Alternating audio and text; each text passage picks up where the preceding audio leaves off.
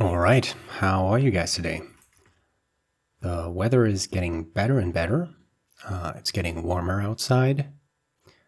And yeah, I hope you have a lot of great writing sessions currently. Unfortunately, I didn't have the chance to write today. I usually write in the mornings due to a little emergency with one of my dogs. We had to go to the vet, but nothing too serious. Everything is fine now. But yeah, there are those days. I guess I write later today in the evening. Yeah, I actually prefer to write in the morning because I think that I'm more creative in the mornings. I still can look at the page with fresh eyes. That reminds me of when I started writing. It was actually kind of funny that, I think I mostly wrote also in the mornings and also, of course, in the evenings. So probably 2 sessions a day, I would say. And yeah, the interesting aspect was that while reviewing what I wrote in the morning, I always felt differently about my writing. So in the morning, I was very confident that what I was writing down on the page was, of good quality. But then reading through it in the evening, the words didn't change, but my perspective on what I wrote changed. And maybe you've noticed that as well. And actually, now speaking about it, I don't think that this is the case for me anymore. What I actually start to notice is that while writing, I have the feeling that everything is, under the usual quality I'm writing, and it's hard to not get discouraged by that. And then while reviewing or picking up the work the next day, and reading the sentences that I wrote the previous day, I usually notice that I'm surprised about the quality. So yeah, it's interesting. Let me know if you also have this occurrence, that there is differences in quality of your writing and differences in your perspective while reading through things again. I'm very curious to see what happens when I'll review my first draft of my novel that I'm currently writing, whether on what will happen. Will I like what is there on the page, or will I get frustrated? But yeah, the important thing I think to learn from that is, you always have a perspective, of course, on your writing, but while writing, you should reduce the judgment to a minimum and always try to not be discouraged by you thinking that you could do better. Of course, you should strive to articulate yourself as best as possible, but you should not discourage yourself, because that's the most important thing, to actually put words on the paper, no matter the quality. I think the great thing about editing is that everything can change. You can always go back. It's not like talking to people in real life. You don't have the chance to edit if you're talking like I do right now. Well, I can go back and edit, but as I said in a previous video, I don't want to provide you with a scripted format here. I want to talk honestly and transparent and authentic about my writing, because I think that's the best that I can do. All right, what I wanted to talk about today, and it's really fun to record these videos, because during the day, I always think about what new topics I can discuss with you. So, one of the topics that I actually wanted to discuss with you is the questions of genre. Maybe let me know what genre you are currently writing in. I started writing, well, the first thing that I wrote was probably related to the area of science fiction, I would say. It always had some fantastic elements, I would say. Always leaning towards fantasy. All of my writing did. In the beginning. And I'm not sure how it happened, but I think I picked up a copy of H.P. Lovecraft's collected works. There's a great publisher in my country that had a very beautiful collected works. So, and that's, if I look back at my bookshelf that's sitting there, and I wrote through that whole thing. So I'm not sure how many pages. I think 4,000 pages of Lovecraft. Don't judge me on the. I'm not sure if that's actually 4,000 pages, but it's. Let me count. It's 6 books in total in that collected works. So I wrote through the whole thing, and afterwards I was, well, very fascinated with the genre of with horror fiction. So I think that introduced me into more of the scary elements of horror. I previously, well, what I did while reading stuff or selecting what I read next, I, for some reason, tried to start as early as possible. So, for example, I read Homer and all of these like older authors. I'm not sure why, but I was somehow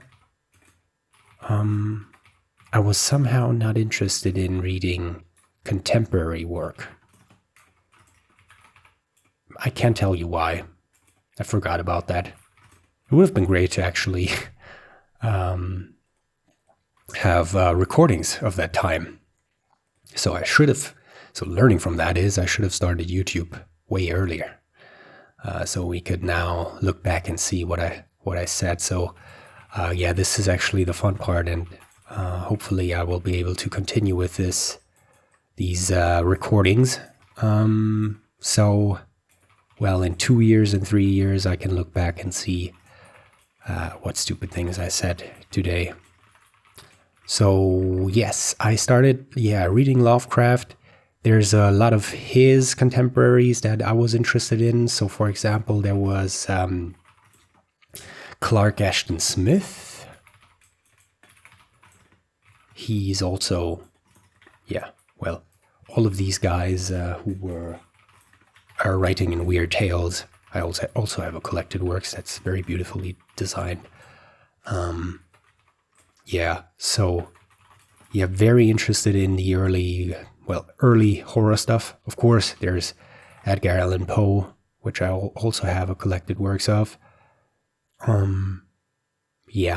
Very fascinated by that. And I was always fascinated by the weird, the scary stuff. But the more I read in that genre, the more I felt discouraged to actually go into,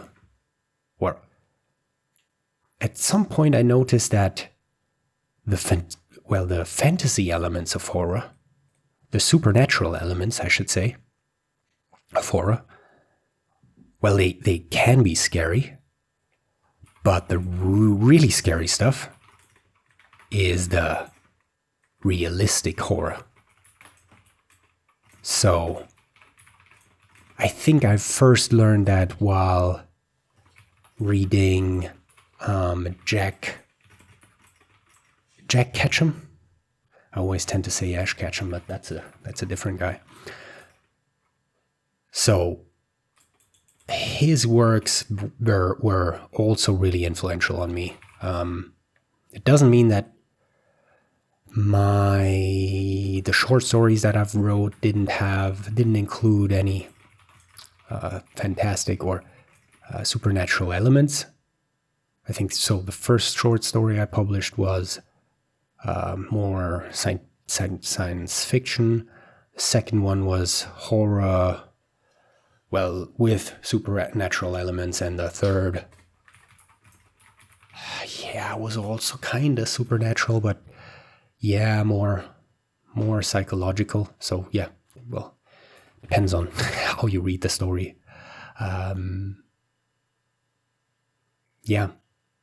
But the interesting aspect about reading Jack Ketchum was that he was also influential in me moving away from horror literature. I think I spent, 2, 3, or 4 years exclusively reading horror. And you can imagine, maybe 40 or 50 books a year. And you can imagine the impact that has on your psyche. But the more you read, and also write, the more you start to read from the perspective of an author. You can actually detach yourself from what you're reading, from the story, from the horrific stuff, mostly. It's an interesting question if that should be the case. Probably it's more worth to actually read the story from the perspective of a reader, to feel all the stuff and to, enjoy is the wrong word, but to feel all of that's going on within the story and not analyze it from the perspective of a writer. But I think most of that is also happening unintentionally. So the more I was reading stuff, as the years went by, I started to read the stories more from the perspective of a writer. That's what I was trying to say, and therefore I was able to detach myself from some of the horrific stuff that was part of that horror literature. But then I read The Girl Next Door by Jack Ketchum. I have to actually look at my bookshelf because I never actually speak about what I read or what I write. So excuse me if I feel like uncertain about what I'm talking about, because I'm actually never actually talking about what I talk about right here. So excuse me, but let me check. So it's definitely Jack Ketchum, right? Yes, it is. Sorry. I had to check in my bookshelf. It's horrible. I'm so bad with names. I should probably say to myself that I'm good with names. I should probably envision that somehow. Or trick me into believing that I'm good with names. Maybe I start with that. Never mind. I read Jack Ketchum, The Girl Next Door. And that was very, very influential on me. Because it's absolutely horrific. I think if you want to read something that will impact you, I think it's this book. It's brutal. And there were there's one movie, actually, one of my favorite movies, I would say, which is called Funny Games. Not the US version, the original version. This one is also... Yeah, I was going into that movie as a horror fan. And yeah, it's probably also an interesting topic to dissect. Why we are actually fascinated, why there is such a thing as a horror fan, because, yeah, most of the stuff is, of course, horrific. Why are we interested in, well, scary stuff? But that's a topic for another day. So, Funny Games, the original version. It's well, you have to see it. It's not like any other horror movie. And after you see it, you should probably, well, at least I had to do it, read on Wikipedia what the director actually had in mind, or what his goal was with this story, with this movie. And yeah, those two works were very influential for me in, yeah, moving away somehow from horror. Because, yeah, why obsess with scary stuff and violence? That doesn't mean that I will eventually return to horror. Well, I think I mentioned one of the short stories I sent in, actually, a year ago or so. And it's, well, I didn't, they're still reviewing all the stories that were sent in. So let's see. So this story is also horror. So I don't want to say that I will never write again in the genre of horror, because I still love it. But yeah, I was discouraged. And I think it was a good thing to be discouraged, because it actually changed me. It changed my perspective on horror fiction. Yeah. What I also wanted to say, now that I talk about like genres, the more you look into those genres, the more you will figure out what tropes exist in that genre. And what I also felt while figuring this out, I of course knew that there were some things like tropes and movies that were like, or stories that had similar tropes. But if you start to focus on analyzing the stuff you read and write from the perspective of tropes, I think it can be detrimental for your writing. I think you should, again, focus on your story rather than thinking about how to best fit into a specific genre or trope. Because the question of genre and trope should be always secondary. I mean, the reason why we talk about genres is only because there's people reading stuff and categorizing stuff into, well, they are grouping things, basically.